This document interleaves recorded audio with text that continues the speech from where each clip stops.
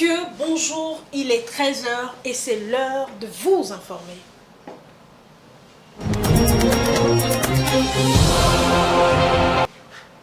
Ouvrons ces bulletins par cette information. Hier mardi 25 juillet 2023, le vice-premier ministre, ministre de l'économie, Vital Kamerhe, a convié pour une séance de travail à son cabinet les responsables des sociétés pétrolières des différentes zones d'approvisionnement du pays. Les échanges ont tourné autour des questions relatives à l'approvisionnement du pays, produits pétroliers et sur la subvention du produit des carburants à la pompe. De plus amples détails dans cet élément extérieur. Le vice-premier ministre, ministre de l'économie nationale, Vital Kamerhe, a convié mardi 25 juillet pour une séance de travail à son cabinet les responsables des sociétés pétrolières de différentes zones d'approvisionnement du pays, ouest, sud et est. Les échanges ont tourné autour des questions relatives à l'approvisionnement du pays en produits pétroliers et sur la subvention du prix de carburant à la pompe. Les pétroliers ont exposé au patron de l'économie nationale différentes doléances, notamment l'état précaire de leur trésorerie suite au gel des prix à la pompe et au non-paiement par l'État, des pertes et manques à gagner leur dû. Ils ont déploré cette situation qui perturbe la chaîne d'approvisionnement et les empêche d'honorer leurs contrats avec les logisticiens et transporteurs. À ces niveaux, il y a lieu de rappeler que depuis quelques années, face à la flambée de prix du pétrole à l'échelle internationale et à plusieurs variations des facteurs qui entrent en compte dans la structure des prix de produits pétroliers, le gouvernement avait pris la responsabilité de prendre en charge une partie du coût du litre de carburant à la pompe. L'objectif était de protéger le pouvoir d'achat du consommateur. À titre illustratif, à Kinshasa, le prix du litre de l'essence à la pompe s'élève actuellement à 2 995 francs au lieu de plus de 4 000 francs, prix réel. La différence est donc supportée par l'État qui verse des pertes et manque à gagner aux sociétés pétrolières. Le vice-premier ministre, ministre de l'économie nationale, a rassuré les pétroliers des efforts que le gouvernement déploie pour payer leurs dûs. Il leur a fait brièvement part de différentes démarches entreprises sur ce dossier depuis son avènement à la tête de ce ministère en vue des solutions idoines. Vital Kamerhe a rassuré ses interlocuteurs de la poursuite des concertations avec son collègue des finances pour examiner des mesures à prendre au niveau du gouvernement pour éviter une interruption de la chaîne d'approvisionnement des produits pétroliers dans l'intérêt de tous, sans pour autant perturber le cadre macroéconomique. Et une brève dans ces bulletins, mesdames et messieurs, selon la Banque centrale du Congo, le gouvernement n'a pu mobiliser qu'un tiers des recettes du budget 2023. Les recettes publiques et dépenses publiques ont atteint respectivement 10 035 milliards de francs congolais et 11 297 milliards de francs congolais. Et la balance commerciale des opérations financières de l'État affiche un déficit de 647,3 de francs congolais.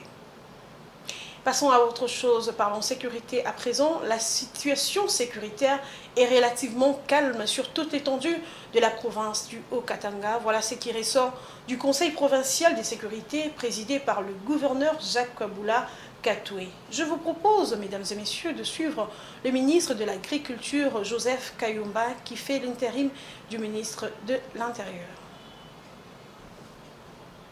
D'une manière générale, la situation sécuritaire de la province du Haut-Katanga est relativement calme, nonobstant quelques cas de vol à main armée, vol à armes blanches, parfois accompagnés de viols qui ont été enregistrés dans les 3 villes de la province.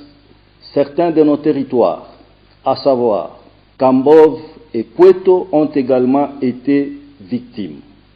Il y a lieu de signaler aussi quelques cas de vol de véhicules qui sont souvent abandonnés par le malfrat après leur utilisation et récupérés par le patrouilleur aux petites heures du matin. En ce qui concerne les incendies devenus fréquents dans nos différentes villes, le Conseil a recommandé l'octroi complémentaire en urgence de camions anti-incendie. Dans le même ordre d'idées, le ministre provincial de l'Intérieur intérimaire a informé le Conseil du conflit de pouvoir coutumier devenu inquiétant dans les territoires de Kambov, groupement Mukumbi, spécialement dans la localité de Ditengwa.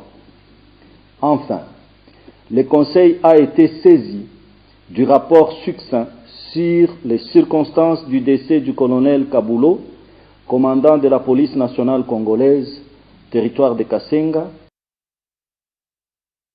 Dernier élément vers la reconfiguration des relations entre l'Afrique et la Russie. Selon le Kremlin, le président Vladimir Poutine rencontrera en fin de semaine les dirigeants africains dans le cadre d'un sommet Russie-Afrique.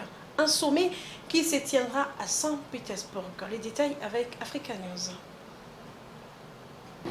Le président russe Vladimir Poutine doit rencontrer les dirigeants africains qui se réuniront en fin de semaine à Saint-Pétersbourg lors d'un sommet Russie-Afrique. 49 pays africains et 17 chefs d'État ont confirmé leur présence. Cette rencontre, selon cet expert, est une étape importante devant conduire à la reconfiguration des relations entre Moscou et le continent. L'objectif principal du deuxième sommet Russie-Afrique est de voir ce qui a été accompli ces dernières années.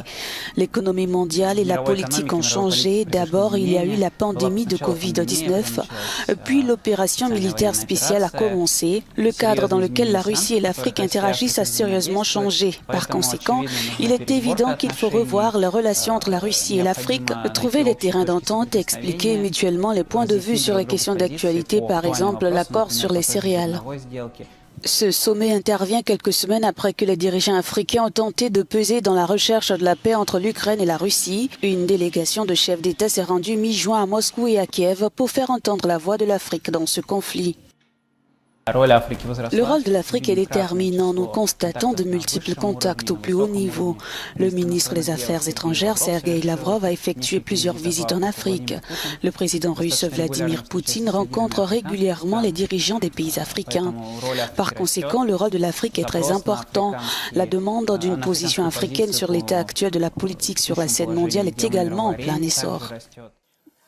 À Saint-Pétersbourg, plusieurs chefs d'État africains sont attendus, dont le président sud-africain Cyril Ramaphosa, pour la deuxième édition de ce sommet après une première en 2019 à Sochi, sur la mer Noire. Ainsi prend fin ce bulletin d'information, mesdames et messieurs. Merci de l'avoir suivi et très bonne suite de programmes sur Géopolis Télévision. À 19h30, vous suivrez la grande édition du journal qui vous sera présentée par Jojo Moulamba. D'ici là, portez-vous bien. Au revoir.